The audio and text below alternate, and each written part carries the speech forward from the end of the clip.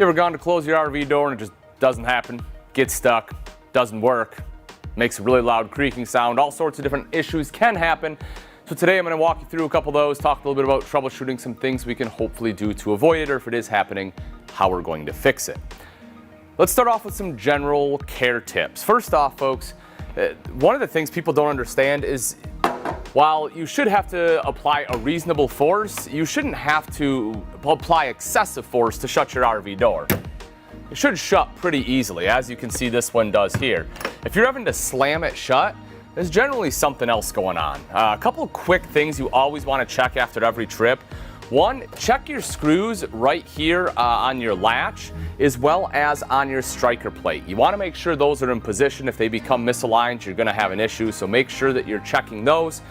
And also, every time you're done camping, clean off the latch here. You can just take like a mild detergent like dish soap and a rag, clean it off a little bit, and then use something like this, a silicone lubricant, spray it on there, work that in a little bit so that way it's opening and closing easier. A lot of times you'll just get dirt and grime in there after repeated use, and that is what is making it difficult to close. Okay, so one of the first things we want to check, probably one of the most common, is that something just got loose. So what you want to do is check all your handles and latches, and again, just make sure all the screws are tight. You can take a Phillips head and simply, check right here. We'll want to check and make sure on our screen attachment that this is latching properly, because if your screen isn't latching properly, sometimes that will make it really difficult for your outside door to open. Again, same thing on the handle, and then our striker plate as well. As I mentioned, we want to make sure both for our outside door, our exterior door, as well as our screen door, that our striker plates are exactly where they should be. So another issue that you may have is a broken lock, and if it is broken, we have to fix it. So in order to do that, you'll want to take off the locking mechanism by taking out the old screws. You'll want to make sure you either consult your owner's manual to find what parts you need, or take it into your local Camping World so that they can get you the right parts, which possibly they may have on hand, and then install those new parts. Again, if you are doing it yourself, it is imperative that you use the new screws that come with that lock when you are installing it. So as I mentioned in the beginning of the video, something that commonly happens is your latch just gets gummed up. It is a mechanical part, so over time there will be wear and tear. You will get dirt, dust, and grime in there.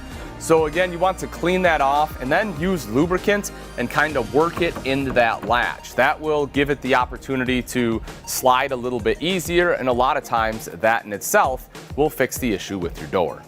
If you just set up camp and all of a sudden your door isn't opening or closing, a lot of times what it can actually be is either that your camper isn't level. So again, make sure you take a level back to front, side to side. And also make sure you didn't overextend your stabilizer jacks. A lot of times people will do that. And what actually happens is if we overextend this front, for example, it's going to lift up that front just enough, but sometimes it'll make it so the door won't open or close properly. So if that's the case, I recommend backing those off a little and then trying the door and see if that fixes your issue. Another issue you may find is that your strike plate is misaligned. And as I mentioned earlier, you want to make sure everything is tightened up, but if you didn't quite make that happen and it got misaligned, when you go to close it, a lot of times your door just won't latch, it won't stay shut, or it closes barely and then it's really hard to get open. And oftentimes that is what is going on. So in that instance, what you want to do is actually take your door and you're going to very slowly close and watch and see where it's hitting on that strike plate to make sure that it's hitting in the right place. And if you need to move it, then obviously we just loosen these screws right here and you have the flexibility to move it around. Now, in the event that something happens and it just isn't catching at all, like it's lined up correctly, but it's just too far, what you can actually do is put some washers right back here, and that will actually extend it out far enough that will a lot of times help your door latch catch. All right, and probably the most common thing I see, the most common reason your door is not opening or closing, or it's making this awful grinding noise, is because you have a solid step system like this, which is wonderful unless your steps don't sit low enough. A couple different things can happen. One, someone may extend the feet too much, and in that case, it's sitting up like this. And this plate right here sits up too high and your door will hit it. And it may be just enough where it's scraping and it's really hard to open or close. In that case, it's obviously an easy fix. You just change the feet so it drops down a little bit, and that will give you that nice open and closing swing. Another thing that may happen is, let's say for example, it comes up right here, it raises up, and you can't get your steps low enough. You have the feet all the way in and it's still too high. If that's the case, what you actually have to do is move the trailer and put it up on blocks. Because if you can't lower the steps, you have to raise the trailer. That will allow the steps to get low enough so that way you can eliminate that issue.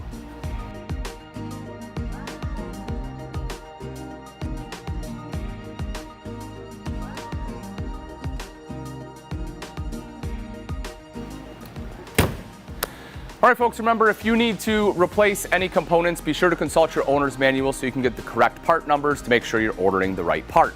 If you don't have an owner's manual or you need some help, feel free to bring your RV into a local Camping World service center so we can take a look for you, or if you want, use our mobile tech service. We'll send a mobile tech out to you so they can get it replaced right at your campsite.